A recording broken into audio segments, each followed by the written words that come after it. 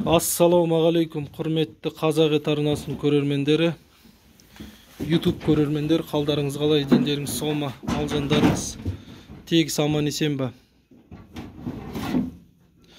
Міне Алланың қалауымен осындай тездетіп пол салдық. Бізде Қарағандыда қар жауып кетті.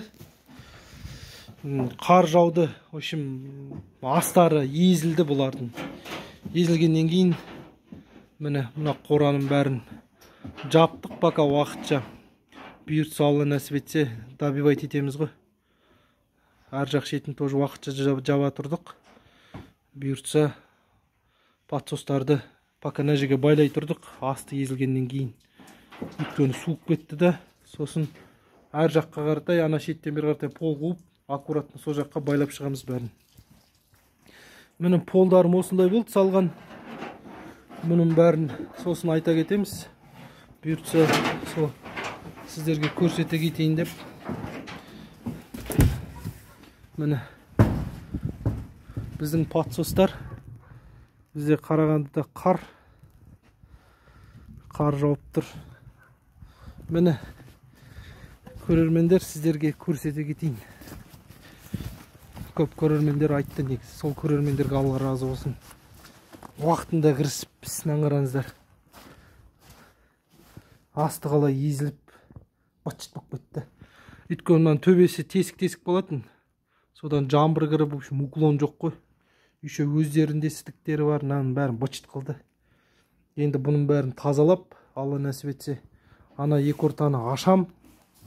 Мына жерге астаулар қойып, ана шеттен астаулар қойып, ана жерге 3 мал тұрғызып, 3 мал байлап, мына жерге басқаша бірдеме істейтін боламыз, Алла қаласа. Енді мына бұқтың бәрін қырып, шығарып, ішін кептіретін боламыз. Міне қар жауып тұр осылай. Таңертеңгі асты ішпей, обед ішпей, алысып жатыр әйтеуір. Мына жерлерді уақытша өйстіп халтурт ете тұрдық.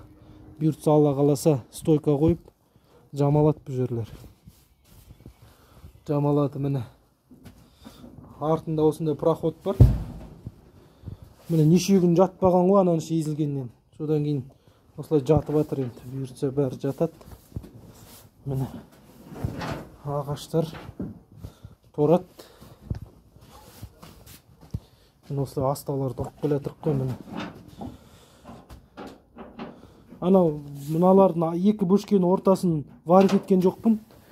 Осылай саморездермен сегіздікке отырғызып тастадым. Тамаша екен осылай. Ананда солай отырғызып тастадым. Міне алдынан үсті проход қалдырдым. Міне мынаның бәрін алып тастайтын болам. Жаңағы бұқалар тұрған, подсостар тұрған жер ғой. Мынаны алып тастайын бәрін. Міне үсті байладық.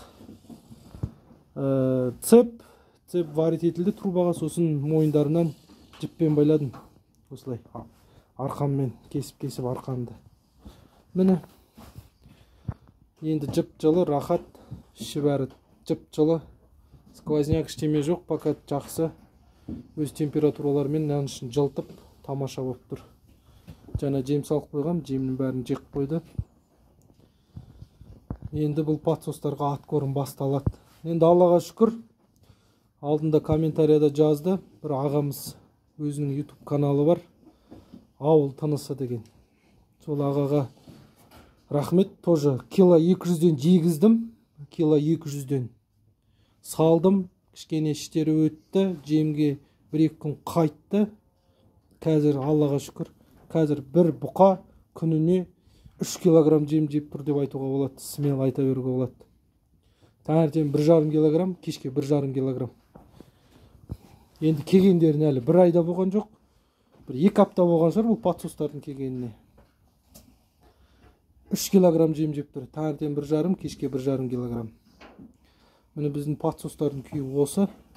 Бұйыртса өзгерістер болады. Мал астынан жүдейді демекші. Кішкене суық болды әргі қора. Осындай тездетіп қора салып жібердік. Бұйыртса мыналардың бәрін жауып, тесіктердің бәрін жауып, мына ішінен профлистін еттік. Алла қаласа сыртынан тоже профлис жүргізіп, 2 қабаттап профлиспен ұрып тастаймыз. мына шетін бәрін дұрыстаймыз, мыналардың бәрін алып стойка қойып, мына стойкамен алла нәсіп етсе 2 қабат профиль сыртып тастаймыз тоже. Алла қаласа іштен сырттан, алла нәсіп етсе.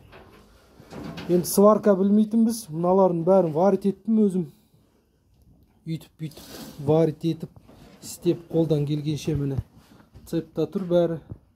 Тамаша. Осылай комментарий жазыңыздар, лүпіл басыңыздар, каналға тіркеліңіздер, айта кетіңіздер. Енді мына жерде 8 бас. Негізі каждый бұқаның арасы 60 сантиметр болу керек. Тар тұрғандары да жақсы, кішкене нормальный, жатуларына бәріне ыңғайлы, жатады қыстырылысып. Ал егер аралары бос тұрса, бір-бірімен сүзісіп, бычыт болып, цептің бәрін бычыт қылып, полдың бәрін бычыт қылады. Сондықтан өйстіп тар байлап тастадық. Нормальный.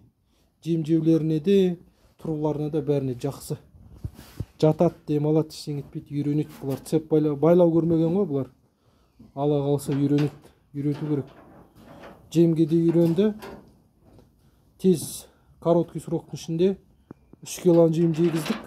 Таңертең 1,5, кешке 1,5. Бұйыртса, енді осыны 5 күн ұстаймыз, 5 күннен кейін 2 килоға көшетін боламыз.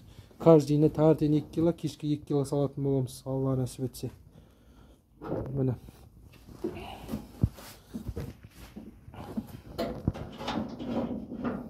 Патсостар осылай.